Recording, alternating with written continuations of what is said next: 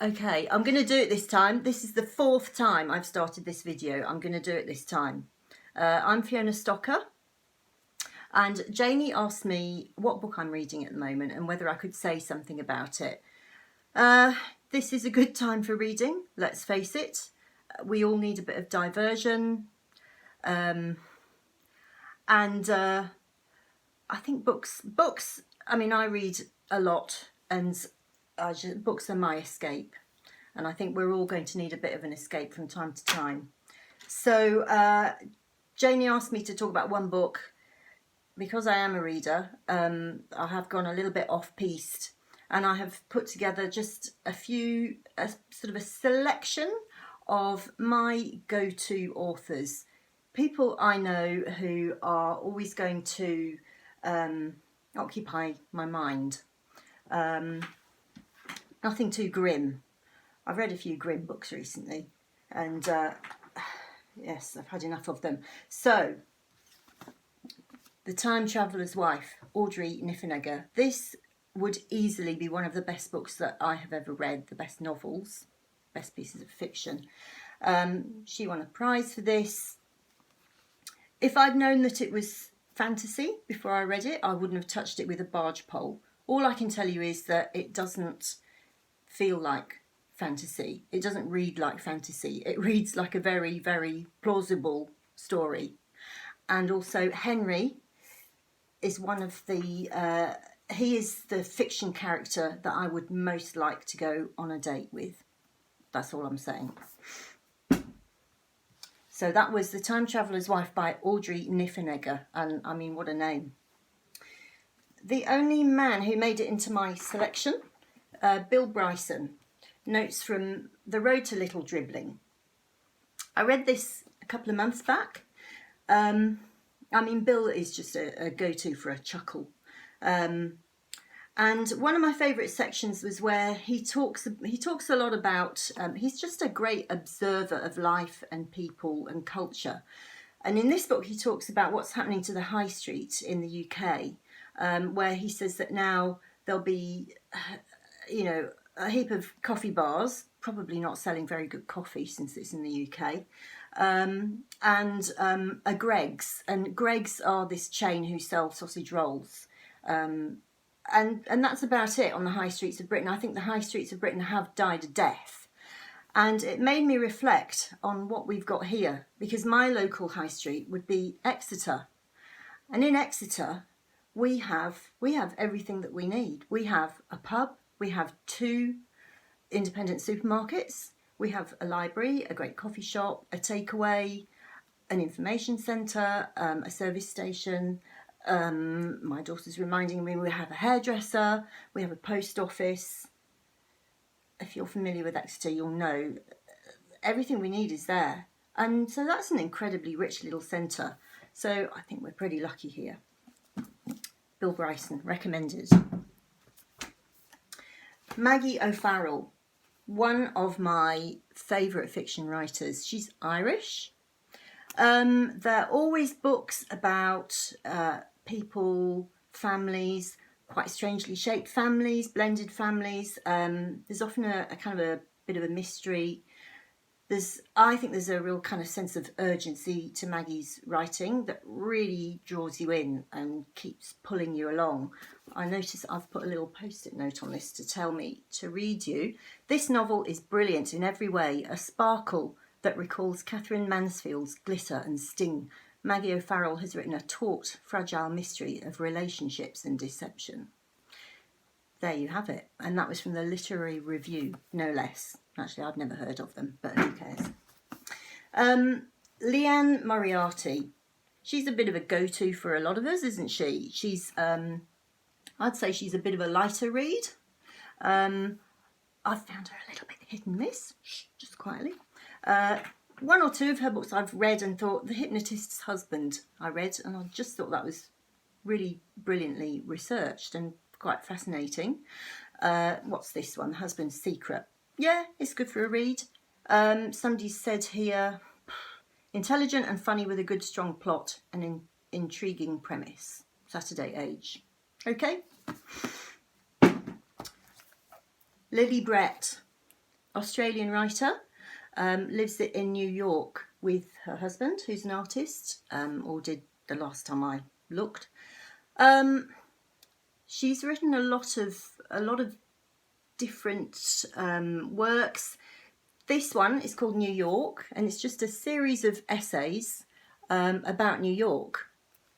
She's very sort of dry and quite acerbic and witty. It's that lovely kind of writing where it's a really easy read, and as a writer, it's the type of writing that you read and you think, oh, how can it be? I could do that. And then you try and you think, okay, she's got something that most of us haven't. And these are just the perfect length. Each one is about 3 pages long. They're just the perfect length for a moment of distraction. That's Lily Brett.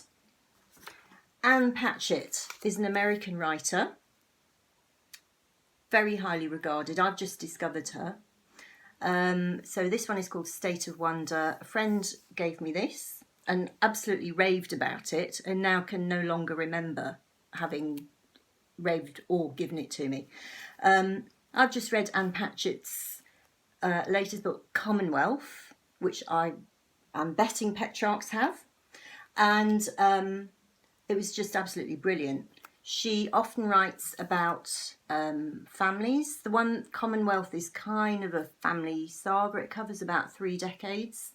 Some very unexpected twists and turns in it. Sorry, a teenager approaching here. Hello. Don't interrupt, I'm mid-flow.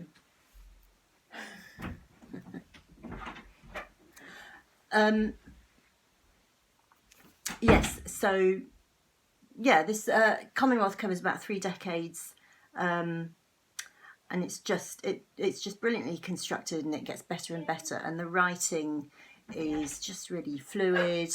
We're going to bed. And fantastic. Okay, night then. Night then. Night. Okay. Hello. Okay, I'll come and say goodnight in a minute, okay? Mm-hmm. Right, off you go. Okay. Come on, you're interrupting.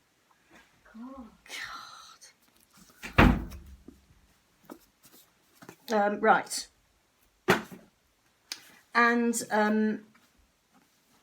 Marian Keyes. If you haven't read her, she's Irish. She's a lot cleverer than she's probably given credit for in a lot of circles. As you can see, she writes Door Stoppers.